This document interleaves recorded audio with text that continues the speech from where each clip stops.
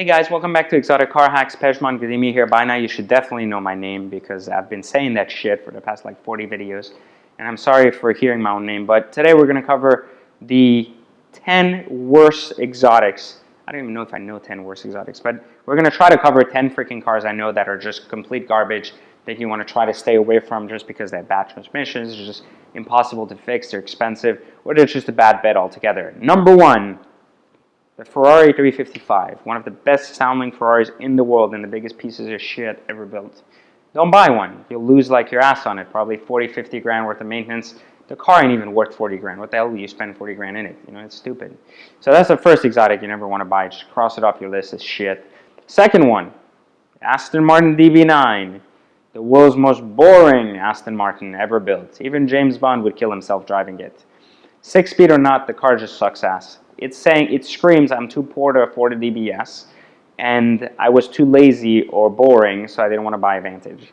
So just don't buy that car. They're so cheap, there's a reason. You just don't want it. Next piece of shit on the list is the first-gen Maserati Quattroporte, 2005 or 2006. Don't buy that car. I know it's 20 grand. I know it's tempting. You're broke. You want to try to buy it, pretend you got money in a Maserati. Just don't do it. The moment the clutch goes out, you're going to call your grandma and be like, can I get a loan for 20 grand? Because it ain't working. Because then the transmission's fucked with it. It's a reason it's 19 grand. You know, just don't buy it. It's stupid. I think those three cars. The fourth one I wouldn't buy ever is the Bentley GT 2004-2005. Again, another car that every poor person that can't afford a car tries to buy to impress their friends. I got a Bentley. It's really nice. It ain't got no technology in it, don't even play a CD, but it's nice. Headliners falling off, brakes squeal, car's kind of broken, and the shocks are shot to shit. That's why it looks like it's low riding. I didn't lower it, it's just fucked. You don't want that car. It's just too many little headaches, first generation car.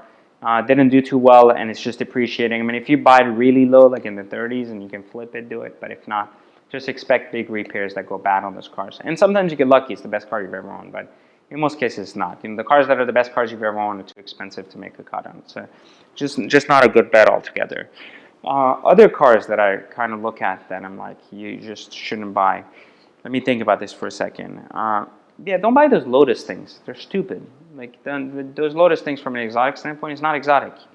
It's a go-kart box. Like, just don't buy that. Like, stupid. There's just nothing to say about that car. It's just stupid. Even if you like the track, it's still stupid. It's fast around the track, but who drives on a track every day?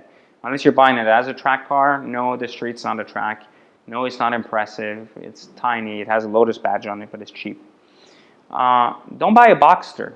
Don't buy like an old Boxster thinking you bought a 911. It's a really bad car, you know, and that also screams, I have a Porsche because I think it's cool, but because I can't afford a 911.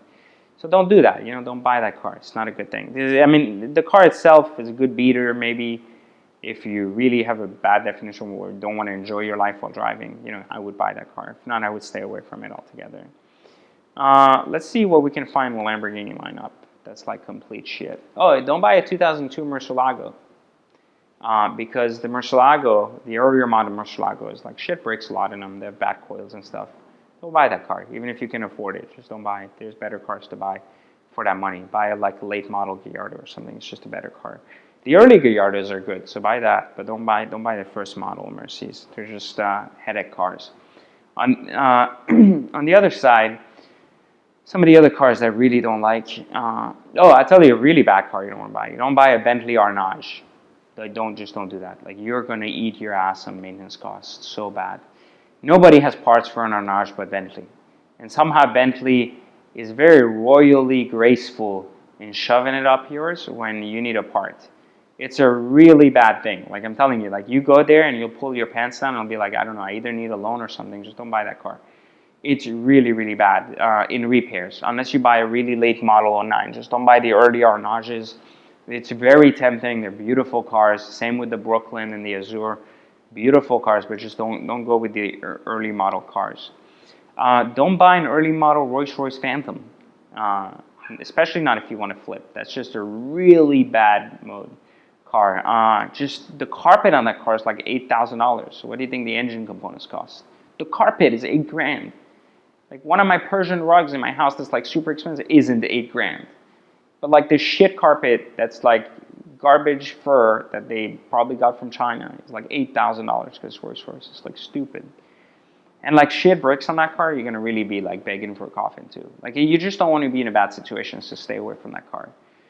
Other cars that I kind of stay away from in general, like I try not to buy Jaguars unless they're like dirt cheap and really cheap. Like I mean, you're buying a $5,000-$10,000 Jaguar, that's fine, but don't buy like an expensive Jaguar. They're pieces of shit. Porsches, they're not really bad Porsches. There's bad bets, like as in resale value, but they're not like the worst exotics or anything. Like I said, the Arnage was bad, the Bentley GT. I'll tell you another car that's like a complete piece of shit you shouldn't buy. Don't buy old Grand Sport Maserati.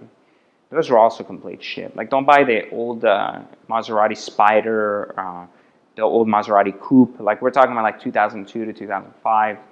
Just a bad bet. Don't buy 99 Ferrari Modena or 90 anything like earlier than a 2001. They're just bad bets too. I think like was that like 10 cars or something we did? Yeah. So like don't buy any of those cars because they're like complete shit. You're either gonna lose your ass on. You're either gonna really lose a lot of money on resale, or you're just gonna be in a car that you're not only not gonna enjoy, but it's gonna put a lot of repairs on you. Those cars are notorious for breaking down. Stay away from those.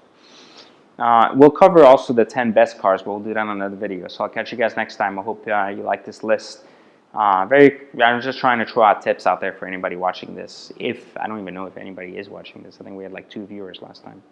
But, you know, like I hope you guys, if you are watching this, then don't make that mistake, you know. So we'll catch you guys next time, okay? And I was joking about the 2 viewers. Like we actually have a lot of members, but nonetheless, just don't buy those cars. Hey guys, thanks again for watching my video. I really hope you found value in it. Make sure to click the subscribe button somewhere around here so that you can make sure you get notices when I release new clips. I'll try to cover all types of cool topics in the automotive industry, as well as incredible interviews with dealers sharing their secrets. So we'll catch you next time on another video.